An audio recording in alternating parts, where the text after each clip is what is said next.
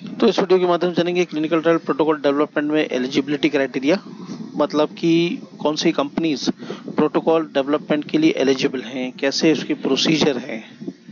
Eligibility criteria यहाँ पर ये एक्चुअल में मेंशन होता है कि ये वो एलिजिबिलिटी का है कि कौन से सब्जेक्ट यानी कि कौन से मरीज उसमें हिस्सा लेंगे और उनकी तरफ से क्या कंडीशंस कंपनी देखती है कि इन्हें क्लिनिकल ट्रायल के लिए लिया जाए या नहीं, जिसमें कि inclusion and exclusion criteria condition है जो कि इम्पॉर्टेंट है उसको परफॉर्म करने के लिए। मींस अगर कैंडिडेट को इंक्लूड किया जा रहा है that he is now agree to participate in criteria, तो उसकी क्राइटेरिया मेट करते हैं तो कंपनी कभी भी उसे अगर हटाए उस सब्जेक्ट को तो भी ये सारा मेमोरेंडम साइन होता है एग्रीमेंट से।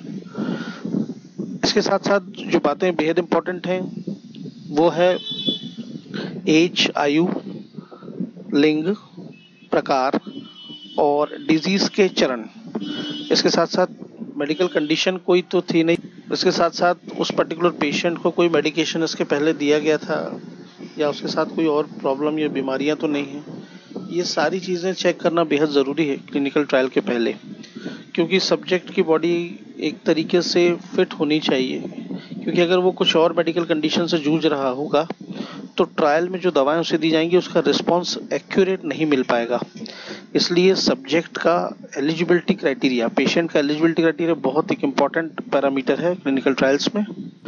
एलिजिबिलिटी क्राइटेरिया को मीन्स योग्यता कि पेशेंट को लिया जाए कि नहीं, ये एक बहुत बड़ा चैलेंज होता है क्योंकि इसके लिए कोई भी पर्टिकुलर स्टैंडर्ड गाइडलाइंस नहीं है। सिंपल जो फॉर्मेट्स हैं जैसे कि एज, सेक्स, ट्रीटमेंट हिस्ट्री, ये सब है। इसके अलावा नहीं है तो लिखना काफ़ी प्रॉब्लमेटिक हो जाता है और इसी वजह से प्रॉपरली उसे लिख नहीं पाया जा सकता। और इसके कुछ कारण जो हैं वो साइंटिफिक रैशनल्स हैं, सेफ्टी कंसर्न्स हैं, रेगुलेटरी इश्यूज हैं। इसकी वजह से भी एलिजिबिलिटी क्राइटेरिया की राइटिंग में बहुत प्रॉब्लम्स आती हैं। कुछ जो नियम शर्तें एलिजिबिलिटी क्राइटेरिया में को करने के पहले, एक अच्छे एलिजिबिलिटी क्राइटेरिया को लिखने के पहले ध्यान में होनी चाहिए कि सबसे पहले वो एक बुलेट पॉइंट्स में हो, क्लियर कट पॉइंट्स होना चाहिए, ज़्यादा लंबा चौड़ा नहीं होना चाहिए, पॉइंट टू पॉइंट स्पेसिफिक बात होनी चाहिए। दूसरा क्राइटेरिया वही चीज़ इन्फॉर्मेशन इंक्लूड करे जो पेशेंट सेफ्टी और साइंटिफिक वैलिडिटी को ही दर्शाए।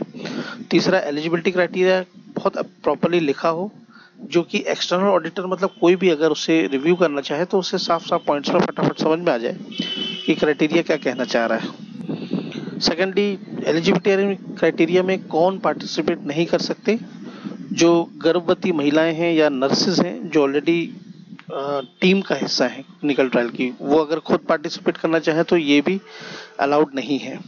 अगर कोई चाइल्ड बेयरिंग है या कोई मदर प्रेगनेंसी के दौरान उनके पहले ऐसा बेबी का कंसीविंग था तो भी पार्टिसिपेशन के पहले उन्हें नेगेटिव सीरम प्रेगनेंसी टेस्ट को प्रोड्यूस करना पड़ेगा, क्योंकि फीटस की जान का मामला होता है and it would be like an काफ़ी रिस्की होता है ये। नर्सिंग स्टाफ नॉट एलिजिबल है स्टडी के लिए। सभी जो चाइल्ड बेयरिंग पोटेंशियल है must have a negative serum pregnancy test within 2 weeks of study enrolment.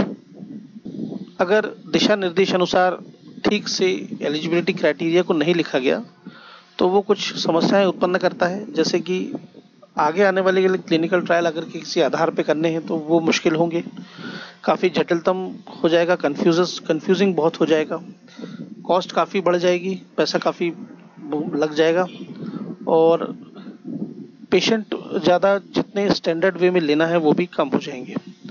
कुल मिलाकर के एलिजिबिलिटी क्राइटेरिया के एक अपने आप में सिंगल एक अलग डॉक्यूमेंट है जिसको कि प्रॉपरली स्टैंडर्डाइज वे में लिखना बेहद आवश्यक है, ताकि एक्सरसाइज जो क्लिनिकल ट्रायल में हुई है पेशेंट के ऊपर दवाओं को लेकर वो क्लियरली अच्छी तरह से समझ में आ सके।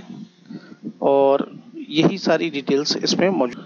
तो इस वीडियो के माध्यम से हमने जाना eligibility criteria in the clinical trial document. So thank you.